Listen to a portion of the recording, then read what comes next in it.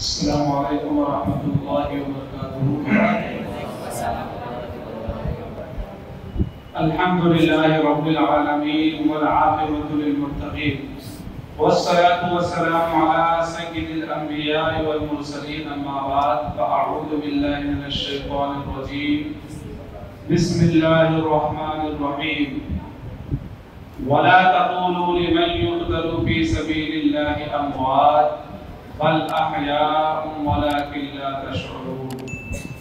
صدق اللہ العلی العظیم وبلغنا رسوله النبی الامین الکریم، ونحن على ذلك لمن الشاهدین والشاکرین والحمد للہ رب العالمین۔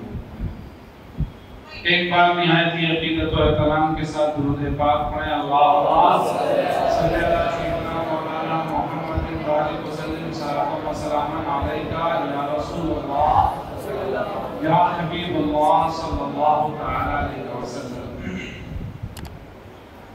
عزیزان ملت اسلامیہ، آپ کے سامنے جس آیت مقدسہ کو میں نے پڑھنے کا شرف حاصل کیا، اللہ تبارک و تعالیٰ کے کلام میں یہ آیت بہت ہی مشہور و معروف ہے۔ شہداء کے تعلق سے اللہ تبارک و تعالیٰ نے اس آیت مقدسہ کو نازل فرمایا، ارشاد فرمایا گیا وَلَا تَقُولُوا لِمَن يُقْتَلُ فِي سَبِيلِ اللَّهِ أَمْوَاتٌ، جو لوگ اللہ کے راہ میں قتل کیے جائیں، شہید کیے جائیں، انہیں مردہ نہ کہو،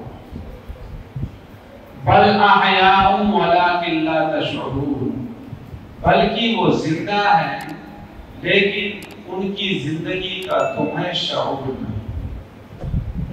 عزیزان ملت اسلامیہ، اللہ تبارک و تعالیٰ کی رضا کی خاطر جو بھی اپنی جان کو قربان کرتا ہے، اللہ تبارک و تعالیٰ اسے ہمیشہ کے لیے زندگی عطا فرما دیتا ہے۔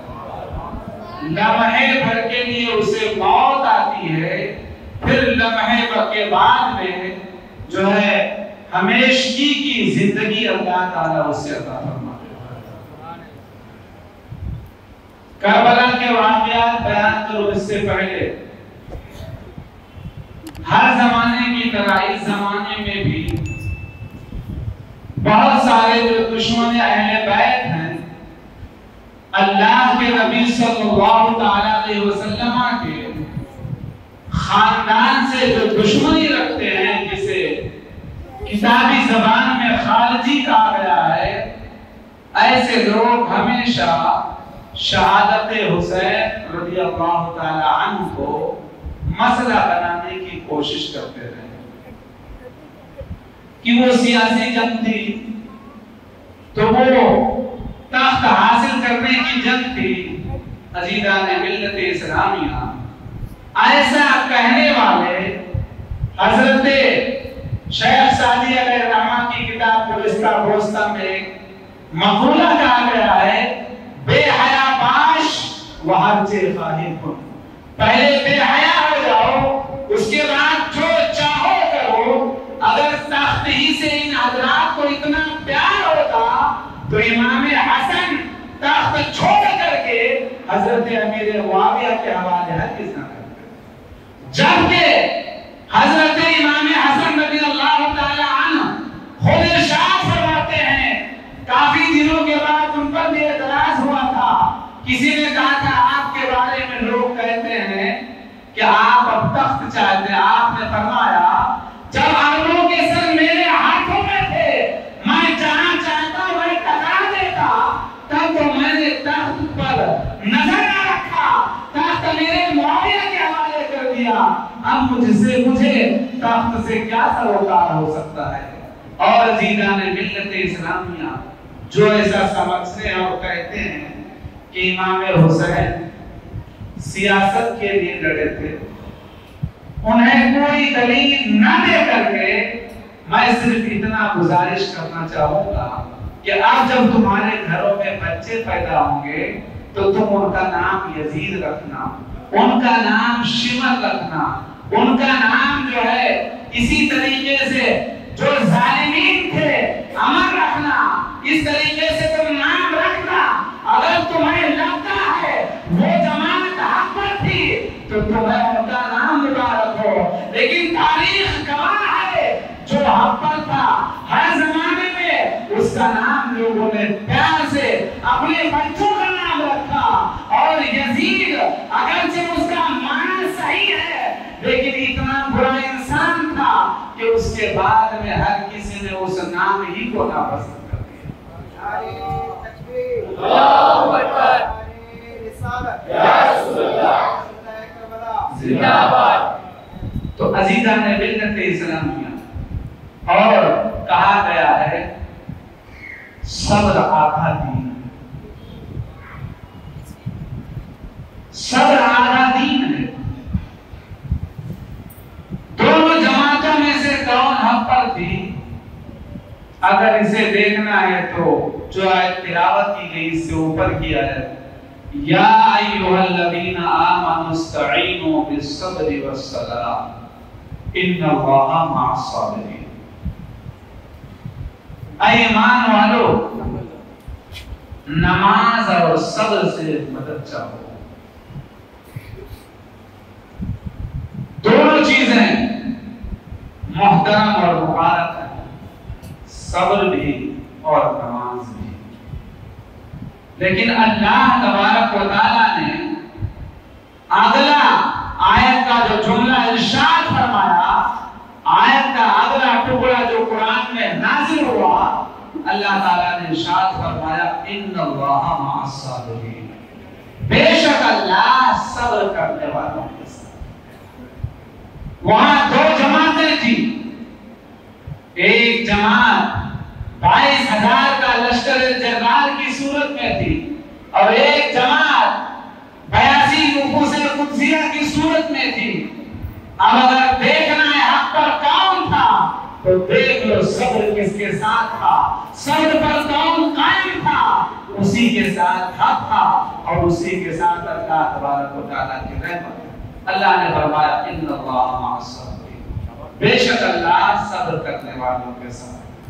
تو عزیزان ملت اسلامیہ، وہ جنگ سیاست کی جنگ نہ تھی بلکہ حق و باطل کا معرکہ تھا، حق و باطل کی گھمسان کی جنگ تھی عزیزان ملت اسلامیہ۔ اور اس جنگ میں امام پاک اور آپ کے جانثاروں نے حق کی وفا ادا کر دیا۔ اللہ تبارک و تعالیٰ کا جو پیغام تھا، اس کے رسول کا جو پیغام تھا، کوفیوں کو جو ہے سمجھانے کی کوشش کیا، لیکن ان لوگوں نے حق نہیں سمجھا۔ امام پاک رضی اللہ تعالی عنہ نے میدان کربل میں جو اپنی ذات پر مشتمل خطبہ دیا تھا، اس خطبے کا ٹکڑا سنو۔ کیا لوگوں، کیا میرے ہی بارے میں میرے آقا اور مولا نے جس نبی کا تم کلمہ پڑھتے ہو، انہوں نے نہ فرمایا تھا کہ یہ دونوں جنتی نوجوانوں کے سردار ہیں؟ میرے چچا کیا جعفر طیار نہیں، اور میرے والد کے چچا حضرت حمزہ رضی اللہ تعالی عنہ نہیں؟ غرض کہ اس طریقے سے آپ نے خاندانی اور صاحب و کمالات پر مشتمل خطبہ ارشاد فرمایا۔ تاریخ دانوں کا کہنا ہے آپ کا خطبہ بہت اثر انگیز تھا، دوست دشمن سب ہونے لگے، لیکن شمر وغیرہ جو ازلی بدبخت تھے، انہوں نے ہنگامہ کھڑا کر کے خطبے کا اثر ضائع کر دیا۔ عزیزان ملت اسلامیہ، امام پاک رضی اللہ تعالی عنہ نے ارشاد فرمایا اب جب کہ تمہاری آنکھوں پر حق سے پٹی بن چکی ہے، تمہاری آنکھوں پر پردے پڑ چکے ہیں، تمہارے دلوں پر مہر لگ چکی ہے، تو اب جو تمہاری مرضی کرے کرو۔ عزیزان ملت اسلامیہ، یہاں تک کہ ابتدا ہوتی ہے جنگ کی۔ یزیدی لشکر سپہ سالار عمر بن سعد اپنے علم بردار لشکر زبید کو بلاتا ہے اور کہتا ہے کہ علم میرے نزدیک لاؤ، اور جب وہ علم نزدیک لایا تو اس نے پہلا تیر جوڑ کر کے حسینی لشکر کی طرف چلایا۔ عزیزان ملت اسلامیہ، سپہ سالار کا تیر چلانا تھا کہ پورا لشکر جرنیل جوش میں آ گیا اور سب تیروں کمان چلانے لگے۔ عزیزان ملت اسلامیہ، اس طریقے سے کافی دیر تک گھمسان کی جنگ ہوتی ہے اور امام پاک رضی اللہ تعالی عنہ کے بھی جانثار برابر جواب دیتے ہیں۔ پھر ایک ایک کا مقابلہ شروع ہوتا ہے۔ یزیدی لشکر سے یسار اور سالم نکل کر کے آتے ہیں۔ امام پاک رضی اللہ تعالی عنہ کے جانثاروں میں سے حضرت حبیب بن مظاہر اور حضرت قریب بن حزیر رضی اللہ تعالی عنہ نکلتے ہیں تو امام پاک رضی اللہ تعالی عنہ نے منع کر دیتے ہیں۔ اتنے میں حضرت عبداللہ ابن وہب کلبی رضی اللہ تعالی عنہ امام پاک کے سامنے آئے۔ جوان آدمی تھے اور اپنی بیوی کے ساتھ میں چند ہی دنوں پہلے نکاح ہوا تھا۔ اپنی بیوی کے ساتھ میں عزیزان ملت اسلامیہ امام پاک رضی اللہ تعالی عنہ کے ساتھ جانثاری اور غلامی کا حق ادا کرنے کے لیے حاضر ہو گئے۔ حضرت عبداللہ ابن وہب آئے تو امام پاک نے سب طرف میں دیکھا اور اجازت عطا فرمایا۔ عزیزان ملت اسلامیہ، جب یہ میدان کارزار میں آئے تو یسار اور سالم نے کہا ہم تمہیں نہیں پہچانتے، ہمارے مقابلے میں حبیب بن مظاہر کو یا قریب بن حزیر کو ان لوگوں کو آنا چاہیے تھا۔ حضرت عبداللہ ابن وہب نے فرمایا اے ظالم، کیا تم مجھ سے لڑنے تو آن سمجھتا ہے؟ یسار آگے تھا، آپ نے جھپٹ کر کے اس پر حملہ کر دیا تو عزیزان ملت اسلامیہ ایک ہی بار میں اسے فنا فی النار کر دیا۔ اتنے میں سالم نے آپ پر حملہ کر دیا تو آپ نے اسے اپنے بائیں ہاتھ سے تلوار روکا جس سے آپ کی انگلیاں کٹ گئیں، لیکن دوسرے ہی لمحے آپ نے جب وار کیا تو سالم کو بھی ڈھیر کر دیا۔ ان کی بیوی دیکھ رہی تھی جب حضرت عبداللہ کو انہوں نے اس طریقے سے قتال کرتے دیکھا تو خیمے کی لکڑی اٹھا کر کے وہ بھی آ گئی اور کہا میرے شوہر تم لڑتے جاؤ نماز رسول کی طرف سے، میرے ماں باپ تم پر قربان جائے۔ حضرت عبداللہ نے اپنی بیوی کو واپس کرنا چاہا، تلوار سے دشمن کا خون ٹپک رہا ہے، ان کی انگلیوں سے خود کا لہو بہہ رہا ہے۔ عزیزان ملت اسلامیہ بیوی ہے کہ واپس آنے کا نام نہیں لے رہی ہے۔ حضرت امام پاک رضی اللہ تعالی عنہ نے دونوں کو آواز دیا کہ اللہ تبارک و تعالی تمہیں اہل بیت نبوت کے خاندان سے اچھی جزا عطا فرمائے۔ اے خاتون تم لوٹ آؤ اور تم پر قتال نہیں۔ امام پاک کا جب انہوں نے حکم سنا لوٹ آئی عزیزان ملت اسلامیہ۔ اس طریقے سے حضرت عبداللہ رضی اللہ تعالی عنہ نے کافی دیر تک جنگ کیا اور پھر اس میں شہید ہو جاتے ہیں۔ عزیزان ملت اسلامیہ، اسی طریقے سے ایک ایک کر کے جنگ چالو تھی، جنگ شروع تھی۔ یزیدی لشکر سے نکلا یزید ابن معقل، جب یہ نکلا تو ادھر سے بھی حضرت قریب بن حزیر نکلے، انہوں نے بھی اسے موت کے گھاٹ اتار دیا۔ پھر یزیدی لشکر سے یزید بن سفیان نکلا۔ عزیزان ملت اسلامیہ، ادھر سے حضرت حر نکلے، حضرت حر نے اسے بھی جہنم میں پہنچا دیا۔ اس طریقے سے ایک ایک کر کے ادھر سے بھی آتے ادھر سے بھی آتے۔ حضرت حر کے بعد حضرت نافع ابن ہلال نکلے، ان کے مقابلے میں بھی ایک شخص آیا، وہ بھی مارا گیا، عمر ابن حجاج، جو عزیزان ملت اسلامیہ حضرت علی کے قبیلے کا تھا، لیکن بے حیائی سے اس نے بھی اپنی وفاداری کو پیش ڈالا تھا اور یزید کا غلام ہو گیا تھا۔ اس نے کہا بے وقوف کوفیو، تمہیں نہیں معلوم کہ تمہاری جنگ کس سے ہے؟ اگر ایک ایک لڑتے رہے تو سب مارے جاؤ گے۔ یہ وہ لوگ ہیں کہ تم جتنا زندگی سے پیار کرتے ہو اتنا وہ موت سے پیار کرتے ہیں، ایک ایک کر کے ہرگز نہ جاؤ ورنہ سب کے سب مارے جاؤ گے۔ عمر ابن سعد نے اسے پسند کیا اور کہا ٹھیک ہے، 500 سواروں کو تیر اندازوں کو بھیجا کہ جا کر کے حملہ کر دو۔ اس طریقے سے امام پاک رضی اللہ تعالی عنہ کے لشکر پر جو مختصر سا تھا اس پر ان لوگوں نے حملہ کر دیا۔ کافی دیر تک امام پاک رضی اللہ تعالی عنہ کی طرف سے بھی اور ان کی طرف سے بھی جنگ ہوتی رہی۔ جب ظہر کی نماز کا وقت ہوا تو امام پاک رضی اللہ تعالی عنہ نے ارشاد فرمایا ان لوگوں سے کہو کہ ظہر کی نماز پڑھنے کا موقع دے۔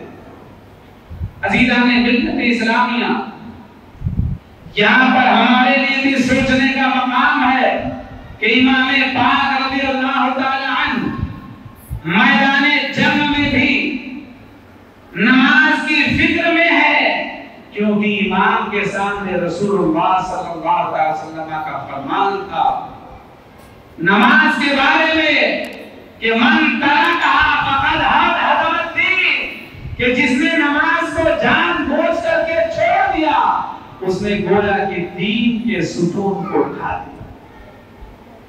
امام پاک کی طرف سے جب یہ فرمان ہوا تو ابن نمیر نام کا ایک خبیث تھا، اس نے کہا تمہاری نماز قبول نہیں ہوگی معاذ اللہ۔ حضرت حبیب ابن مظاہر رضی اللہ تعالی عنہ نے ارشاد فرمایا اے ظالم، تو ایسا سمجھتا ہے کہ نماز رسول کی نماز قبول نہیں ہوگی اور تیری قبول ہوگی؟ جب آپ نے اس طریقے سے اسے کہا تو وہ بھی آپ کا بولا ہو گیا اور ان پر حملہ کر دیا۔ انہوں نے جوابی حملہ کیا جس سے وہ گھوڑے سے نیچے گر گیا۔ کوفیوں نے اسے بچا لیا اور حضرت حبیب ابن مظاہر رضی اللہ تعالی عنہ پر چاروں طرف سے وہ ٹوٹ پڑے۔ آخر یہ کب تک لڑتے؟ یہ بھی شہید ہو گئے۔ عزیزان ملت اسلامیہ، جب یہ شہید ہوئے امام پاک رضی اللہ تعالی عنہ پر بہت گہرا اثر پڑا۔ آپ نے ارشاد فرمایا میں نے اپنی اور اپنے ساتھیوں کی جان اللہ کے حوالے کی۔ جب امام پاک رضی اللہ تعالی عنہ کو حضرت حر نے حضرت زہیر بن قین بجلی رضی اللہ تعالی عنہما نے رنجیدہ دیکھا تو یہ دونوں حضرات کوفیوں کی طرف ٹوٹ پڑے اور کافی دیر تک جنگ کرتے رہے۔ جب ایک میدان میں پھنس جاتا دوسرا اسے بچا لیتا۔ اسی طریقے سے کافی دیر تک جنگ ہوتی رہی۔ ایوب بن مشرا کہتا ہے کہ حر کے جیسا میں نے جوان مرد آج تک نہیں دیکھا۔ جب اس پر تیروں کی بارش ہو گئی اور میرا تیر اس کے گھوڑے کے حلق میں پیوست ہو گیا تو گھوڑے سے ایسے کود پڑا جیسے شیر ببر کود پڑتا ہے اور رجزیہ شعار پڑھا کہ میں حر ہوں، میری ماں نے میرا نام حر رکھا تھا، میں جنگ کے وقت بس ہمتی دکھانے والا نہیں، میں شریف ہوں۔ عزیزان ملت اسلامیہ، اس طریقے سے حضرت حر اور حضرت زہیر بن قین بجلی رضی اللہ تعالی عنہ بھی کافی دیر تک لڑتے رہے اور پھر شہید ہو جاتے ہیں۔ شاعر نے انہی کی شہادت پر کہا کربلا والوں نے روشن کر دیا اسلام کو، کربلا والوں نے روشن کر دیا اسلام کو، شمعیں گل ہوتی گئی اور روشنی بڑھتی گئی۔ عزیزان ملت اسلامیہ، غزے کے کربلا کی تاریخ میں اگرچہ امام پاک کے جانثار لشکر یزید کے سامنے آٹے میں نمک سے بھی کم تھے، لیکن کسی کی بھی کتاب میں ایسا نہیں ملتا کہ جب تک کہ جانثاران امام پاک موجود تھے کوئی ایک بھی ہاشمی گھرانے کا فرد زخمی تک نہیں ہوا۔ ایسی وفاداری کی مثال نہیں ملتی۔ عزیزان ملت اسلامیہ، پھر جب جانثار ایک ایک کر کے ختم ہو گئے تو حضرت عقیل رضی اللہ تعالی عنہ کے پوتے اور حضرت امام مسلم رضی اللہ تعالی عنہ کے صاحبزادے حضرت عبداللہ ابن مسلم آئے اور کہا چچا جان اب مجھے اجازت دیجیے۔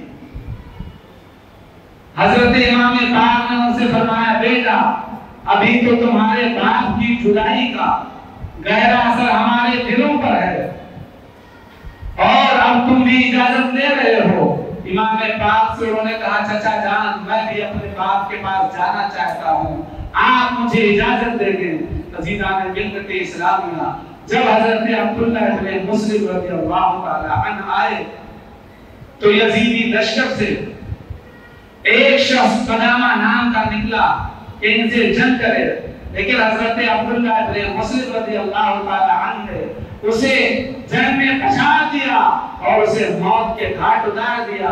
پھر اکیلے کسی کو آنے کی ہمت نہ ہوئی، ناچار حضرت عبداللہ رضی اللہ تعالی عنہ نے بے لشکر یزید پر حملہ کیا اور کافی دیر تک بہادری کے جوہر دکھاتے رہے۔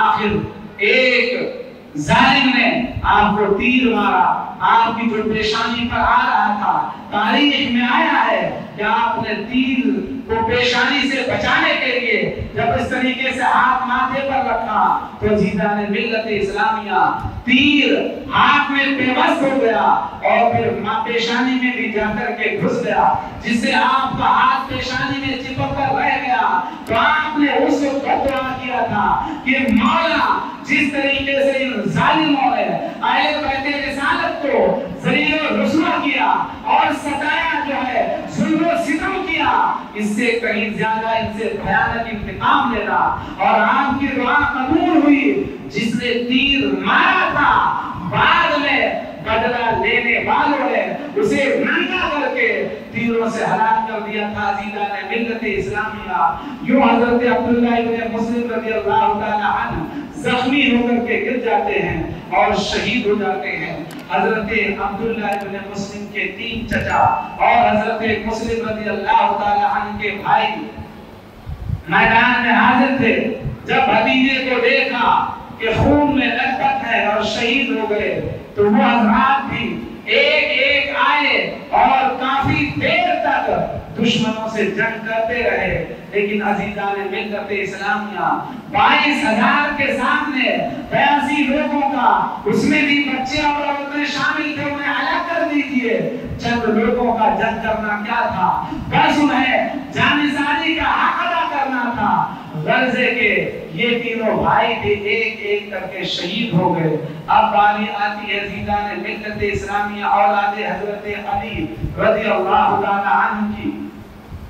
امام پاک رضی اللہ تعالی عنہ کے علاوہ حضرت علی رضی اللہ تعالی عنہ کے 4 صاحبزادے اس جنگ میں اور تھے۔ ایک کا نام حضرت محمد بن علی ہے، تو دوسرے کا نام حضرت عبداللہ ابن علی، حضرت عبد الرحمن ابن علی، اس طریقے سے، اور حضرت عباس علمبردار رضی اللہ تعالی عنہ۔ یہ حضرات موجود ہیں۔ جب ان حضرات کی جانثاری اور بہادری آپ سنیں کہ بھائیوں پر کس طریقے سے بھائی قربان ہوتے تھے اس زمانے میں۔ حضرت عباس علمبردار رضی اللہ تعالی عنہ کی والدہ کا نام حضرت ام البنین تھا اور وہ کوفہ کی رہنے والی تھی۔ جب شمر خط لے کر کے عمر بن سعد کی طرف آ رہا تھا تو وہاں پر حضرت عباس علمبردار کے ماموں کا لڑکا بیٹھا ہوا تھا جس کا نام عبداللہ بن ابی محل بتایا گیا ہے۔ وہ کوفہ کے رئیسوں میں تھا۔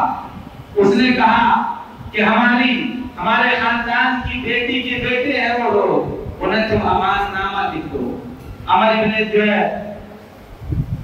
زیاد نے، عبداللہ ابن زیاد نے امان نامہ لکھ دیا، جسے اس نے اپنے غلام کے حوالے کیا اور کہا جا کر کے ہماری بہن کے بیٹے کو دے دینا اور انہیں کہہ دینا کہ امان ہے۔ ان حضرات کی جانثاری دیکھیں کہ جب امان نامہ آیا تو انہوں نے کہا کہ اس کا ہماری طرف سے شکریہ ادا کر دینا اور کہہ دینا کہ ہمارے لیے اللہ اور اس کے رسول کی امان کافی ہے۔ ابن زیاد کے امان کی ہمیں کوئی ضرورت نہیں۔ اتنے میں شمر میں بھی آواز دیا، کہا ہے ہماری بہن کے بیٹے، انہیں امان دی جاتی ہے۔ حضرت عباس نے ارشاد فرمایا، ظالم تجھ پر اور تیری امان پر پھٹکار ہو، ہمارے لیے امان ہے، اور نماز رسول کو تم لوگ جنگ میں شہید کرنا چاہتے ہو۔ تم نے مہمان بلا کر کے بلایا، مہمان بنا کر کے بلایا اور اب ان کی جان دینے کے در پہ ہو، تیرے امان کی ہمیں کوئی ضرورت نہیں ہے۔ عزیزان ملت اسلامیہ، غرض ہے کہ یہ حضرات بھی ایک ایک کر کے بہادری دکھاتے ہوئے شہید ہو جاتے ہیں. پھر آتا ہے نمبر حضرت امام قاسم رضی اللہ تعالی عنہ کا. حضرت امام قاسم جن کی نسبت حضرت امام حسین رضی اللہ تعالی عنہ کی صاحبزادی حضرت سکینہ سے طے ہوئی تھی. بہت سارے لوگ کہتے ہیں شادی ہو گئی تھی، لیکن یہ غلط ہے. آپ کی صرف نسبت طے ہوئی تھی، شادی نہیں ہوئی تھی. ان کی شادی بعد میں حضرت مصعب بن زبیر رضی اللہ تعالی عنہ سے ہوتی ہے. عزیزان ملت اسلامیہ، غرض ہے کہ حضرت امام قاسم رضی اللہ تعالی عنہ تشریف لائے، اجازت طلب کیا. امام حسین رضی اللہ تعالی عنہ نے ان سے ارشاد فرمایا کہ تم میرے بھائی کی آخری نشانی ہو، تم میرے بھائی کی نشانی ہو. جو بھائی بھتیجے اب تک گئے ہیں کوئی واپس نہیں آیا، میں تمہیں کس طریقے سے اجازت دے دوں؟ میں ہرگز تمہیں اجازت نہیں دوں گا. عزیزان ملت اسلامیہ، غرض ہے کہ بہت ساری کتابوں میں ایسا بھی پایا جاتا ہے کہ امام حسن رضی اللہ تعالی عنہ نے حضرت امام قاسم سے ارشاد فرمایا تھا جب تمہیں کبھی سخت مصیبت آئے تو ایک تعویذ گلے میں باندھا تھا اور کہا تھا اسے کھول کر کے پڑھ لینا.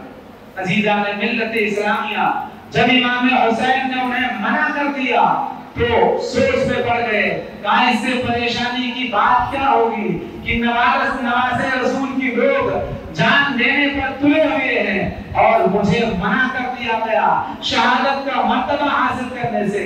آپ نے تعویذ کھولا تو اس میں لکھا تھا کہ اے میرے بیٹے، جب کربلا کے دن تمہارے چچا پر مصیبت آئے تو تم ان سے پہلے اپنے آپ کو اللہ کی بارگاہ میں قربان کر دینا. عزیزان ملت اسلامیہ، غرض ہے کہ امام قاسم رضی اللہ تعالی عنہ نے وہ تحریر پیش کیا تو امام حسین رضی اللہ تعالی عنہ نے بھائی کی وصیت دیکھ کر کے مذکورہ اجازت دیا. حضرت قاسم رضی اللہ تعالی عنہ جب میدان کارزار میں آتے ہیں تو دوست دشمن سب جو ہے آپ کے حسین و جمیل چہرے کو دیکھ کر کے حیران تھے. عزیزان ملت اسلامیہ، حضرت امام پاک رضی اللہ تعالی عنہ کے بھتیجے حضرت قاسم رضی اللہ تعالی عنہ نے کہا تم میں جس کسی کے اندر ہمت ہے مقابلے کے لیے آؤ. عمر بن سعد نے ایک بہت بڑا نامی گرامی پہلوان تھا جس کا نام تاریخ کی کتابوں میں ارزق لکھا ہے، اسے کہا جاؤ اور اس لڑکے کا مقابلہ کرو. ارزق نے کہا ایک لڑکے کا مقابلہ کرنا، میں اتنا بڑا پہلوان ہوں، میری توہین ہے. عمر بن سعد نے کہا جسے تم لڑکا سمجھ رہے ہو یہ حضرت علی کا پوتا ہے، اس سے یقیناً تم جیسے بہادر ہی کا کام ہے جنگ کرنا. اس نے کہا کچھ بھی ہو لیکن میں اس سے جنگ نہیں کروں گا، میں اسے اپنی توہین سمجھتا ہوں. میرے 4 بیٹے اسے گئے جو بہت ہی بہادر ہیں، کسی ایک کو بھیج دو، ابھی تھوڑی دیر میں اس کا سر قلم کر دے گا. عزیزان ملت اسلامیہ، ارزق کے بیٹے کو عمر بن سعد خبیث نے اشارہ کیا کہ جاؤ اور اس لڑکے سے جنگ کرو. اب ارزق کا بیٹا آیا اور تھوڑی ہی دیر میں حضرت قاسم کے ہاتھ سے مارا گیا. جب ایک بھائی مارا گیا دوسرا غصے میں بفرا ہوا، گالیاں بکتا ہوا امام قاسم رضی اللہ تعالی عنہ سے لڑنے آتا ہے. حضرت امام قاسم فرماتے ہیں گالیاں بکنا یہ تمہارا شیوا ہے، ہم اہل بیت نبوت کی شان کے خلاف ہے. عزیزان ملت اسلامیہ، آج اہل بیت نبوت سے محبت کا تقاضا ہے کہ ہم بھی کبھی اپنی زبانوں پر گالی گلوچ کو نہ لائے. حضرت مولا کائنات فرماتے ہیں جو ایک گالی بکتا ہے گویا کہ اپنی قبر میں وہ ایک بچھو کا انتظام کرتا ہے. اس لیے گالی سے انسان کو، ایک مسلمان کو ہمیشہ بچنا چاہیے. لیکن اس زمانے میں لوگ ایسے بے حیا اور بے شرم ہیں، بالخصوص بعض نوجوان کی آپس میں بھی اچھی بھی بات کریں گے، اچھی کیا بات کریں گے، ایسے ہی یارانہ دوستانہ بھی باتیں کریں گے تو معذاللہ ایک دوسرے کو ماں بہن کی گالیاں دے کر کے بات کرتے ہیں. جبکہ گالی دینے کے بارے میں ارشاد فرمایا گیا ہے سباب المؤمن فسوق، یعنی گالی گلوچ دینا ایک ایمان والے کا یہ گناہ ہے۔ تو گالی سے بچنا چاہیے۔ اور امام کربلا رضی اللہ تعالی عنہ کے خاندان نے اس وقت جو پیغام دیا اس پر عمل کرتے ہوئے گالی سے انسان کو ہمیشہ بچنا چاہیے۔ غرضے کے حضرت قاسم نے کہا میں گالی کے مقابلے میں گالی تو نہیں دوں گا، البتہ تجھے بھی تیرے بھائی کے پاس پہنچا دیتا ہوں۔ اور اسے بھی آپ نے جنگ کر کے شہید کر جو ہے قتل کر دیا، نہ جو ہے موت کے گھاٹ اتار دیا۔ عزیزان ملت اسلامیہ اس طریقے سے ارزق بہت ہی غصے میں آیا، لیکن وہ آتا اس سے پہلے اس کا تیسرا بیٹا آیا، وہ بھی امام پاک رضی اللہ تعالی عنہ کے بھتیجے حضرت قاسم کے ہاتھ مارا گیا۔ چوتھا آیا، وہ بھی مارا گیا۔ غزے کے جتنے آتے رہے سب کے سب مارے جاتے رہے۔ ارزق جو اب تک اپنی توہین سمجھ رہا تھا اب جنگ کرنے کے لیے بیتاب ہے، حضرت امام قاسم رضی اللہ تعالی عنہ کے سامنے آ گیا اور کہا لڑکے خبردار ہو جاؤ، میں بہت ہی بہادر ہوں، شام اور مصر میں میری بہادری کا چرچا ہے، اگر میں وار کروں گا میرے وار سے بچ نہ سکو گے۔ حضرت قاسم رضی اللہ تعالی عنہ نے پہاڑ جو ہے فرمایا ارزق ہوش کی دوا کرو، تمہاری بہادری کہیں اور چلتی ہوگی، ہماری جو ہے رگوں میں حضرت علی کا خون دوڑ رہا ہے، جب تم ہم سے جنگ کرو گے تمہیں پتہ چلے گا۔ غزے کے عزیزان ملت اسلامیہ اس طریقے سے آپ نے اسے منہ توڑ جواب دیا۔ پھر آپ کے ہاتھ میں اس نے اپنے بیٹے کی جب تلوار دیکھا کہا یہ تو میرے بیٹے کی تلوار ہے، یہ تمہارے پاس کیسے آئی؟ کہا آپ نے عذرائے مذاق کہا، مذاق اڑاتے ہوئے کہا تمہارا بیٹا دے گیا ہے تاکہ اسی تلوار سے تمہارا بھی سر کاٹ دو۔ عزیزان ملت اسلامیہ حضرت امام قاسم رضی اللہ تعالی عنہ پر اس نے حملہ کیا، جو آپ نے خالی کر دیا، آپ نے حملہ کیا، وہ بھی وہاں بچا گیا۔ اس طریقے سے کافی دیر تک مقابلہ ہوتا رہا۔ ادھر امام پاک رضی اللہ تعالی عنہ نے جب اپنے بھتیجے کو اتنی بڑی عمر کے بہادر کے ساتھ جنگ کرنے دیکھا تو آپ نے بارگاہ خداوندی میں دعا کیا کہ مولا اس شیطان سے میرے بھتیجے کی حفاظت فرما۔ آپ کا دعا کرنا تھا کہ حضرت قاسم رضی اللہ تعالی عنہ کے ذہن میں ایک ترکیب آئی اور جنگ کے تحت آپ نے ارشاد فرمایا ارزق ہم نے تو سنا تھا کہ تو بہت بڑا بہادر ہے، لیکن تجھے تو گھوڑے کے زین بھی کسنا نہیں آیا، ان قریب تو گھوڑے کے زین سے گرنے والا ہے۔ جیسے اس نے گھوڑے کے زین کو چھپ کر کے دیکھا آپ نے اس پر وار کر دیا۔ ارزق کہہ رہا تھا بے بچے تو نے مجھے دھوکہ دے کر کے مارا۔ حضرت قاسم نے فرمایا جنگ نامی دھوکے کا، تو اپنے آپ کو بڑا چالاک کہہ رہا تھا۔ اس طریقے سے امام قاسم رضی اللہ مولا تبارک تعالی عنہ نے ارزق اور اس کے 4 بیٹوں کو موت کے گھاٹ اتار دیا۔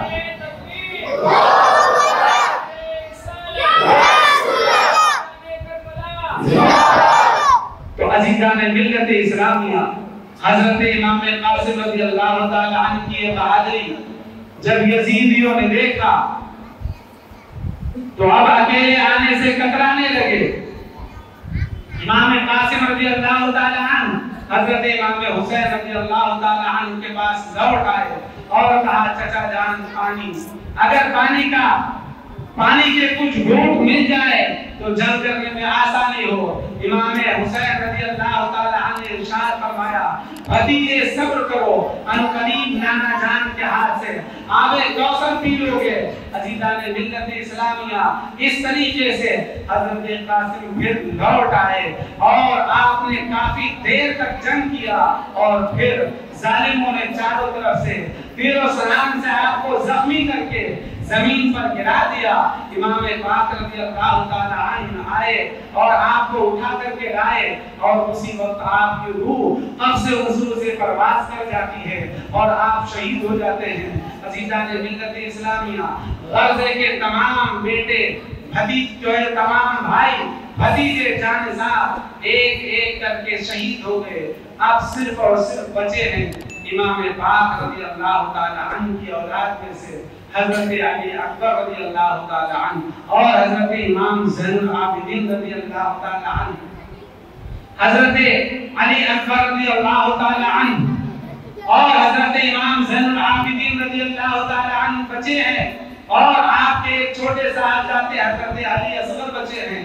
عزیزان ملت اسلامیہ، حضرت امام زین العابدین رضی اللہ تعالی عنہ اس وقت بہت سخت بیمار تھے، بیماری کے باوجود آپ جنگ کی تیاری کرنے لگے، لیکن سخت بخار تھا۔ حضرت امام پاک رضی اللہ تعالی عنہ نے انہیں سینے سے لگایا اور ارشاد فرمایا، بیٹا تمہیں جنگ نہیں کرنا ہے، اگر تم بھی شہید ہو گئے، علی اکبر بھی شہید ہو گئے، تو پھر کون اہل بیت کی عورتوں کی دیکھ ریکھ کرے گا، ان کا محرم کون ہوگا؟ تمہیں جنگ نہیں کرنا ہے۔ اس طریقے سے آپ نے انہیں منع کر دیا اور اپنا سانپا اٹھا کر کے حضرت امام زین العابدین رضی اللہ تعالی عنہ کے سر پر باندھ دیا اور ارشاد فرمایا، بیٹا اللہ تبارک و تعالی جو کسی باپ سے بیٹے کو جزا مل سکتی ہو، اللہ تعالی تمہیں ہماری طرف سے وہ جزا عطا فرمائے۔ اور یوں حضرت امام زین العابدین رضی اللہ تعالی عنہ کو آپ نے منع کر دیا۔ عزیزان ملت اسلامیہ، آپ کی کھلی ہوئی یہ بھی ایک کرامت ہے کہ یزیدی جو سارے کے سارے لوگوں کو ایک ایک کر کے شہید کرتے جا رہے تھے، لیکن امام پاک رضی اللہ تعالی عنہ نے امام زین العابدین سے فرمایا، تمہیں زندہ رہنا ہے، اور ویسا ہی ہوا جیسا میرے امام نے فرمایا تھا۔ ورنہ 22,000 کے لشکر جنرال کے سامنے یہ کہہ دیا کہ فلاں جوان زندہ رہے گا، یہ کوئی جو ہے معمولی بات نہیں ہے۔ جو ایک ایک جانسار کو، ایک ایک بھائی اور بیٹے بھتیجے کو شہید کر رہے ہیں، وہ کس طریقے سے امام زین العابدین کو زندہ چھوڑ دیتے، لیکن آپ نے فرمایا تمہیں زندہ رہنا ہے۔ جو لوگ کہتے ہیں کہ نبی کے بارے میں کیوں علم غیب نہیں تھا، امام کا علم دیکھو کہ امام فرماتے تمہیں زندہ رہنا ہے، تم سے نسل حسینی آگے رہے گی، اور ویسا ہی ہوا کہ نسل حسینی حضرت امام زین العابدین رضی اللہ تعالی عنہ سے آگے بڑھی، اور اتنی سارے مصائب کے باوجود امام زین العابدین رضی اللہ تعالی عنہ کو کسی نے شہید نہیں کیا۔ تو عزیزان ملت اسلامیہ، امام پاک رضی اللہ تعالی عنہ نے اس طریقے سے اپنا اور اپنی خاندان کا جانوں کا نذرانہ پیش کر کے اللہ اور اس کے رسول کی بارگاہ میں سرخرو ہو گئے، اور قیامت تک کے لیے دین میں رکھنا اندازوں کے لیے، دین میں رکھنا ڈالنے والوں کے لیے آپ نے مثال پیش کر دیا کہ اے میرے نانا جان کے امتیوں، جب کبھی دین پر کوئی برا وقت آئے، دین کے احکام کے تعلق سے کوئی مداحنت برتی جائے، کوئی دین میں خلل انداز کرنے کی کوشش کرے، خلل ڈالنے کی کوشش کرے، تو تم بھی اپنی جانوں کی پرواہ کیے بغیر اس طریقے سے دین کے سامنے، دین کے احکام کے سامنے اپنے سینے کو تان کے کھڑے ہو جانا اور دین کے لیے ڈھال بن جانا، دین کے اندر کوئی بگاڑ آنے ہرگز نہ دینا۔ یہی حضرت امام پاک رضی اللہ تعالی عنہ کا پیغام ہے۔ امام پاک کی شہادت انشاءاللہ اور حضرت علی اکبر کی شہادت آپ کل سماعت کریں گے، اس سے پہلے کل کے تعلق سے جو عاشورے کا دن ہے کچھ باتیں سماعت کر لیں۔ کل کے دن بہت سارے لوگ بہت ساری خرافات کے اندر مبتلا ہو جاتے اور اسے امام کی محبت کا نام دیتے۔ عزیزان ملت اسلامیہ، ڈھول تماشا ہرگز نہیں بچانا چاہیے۔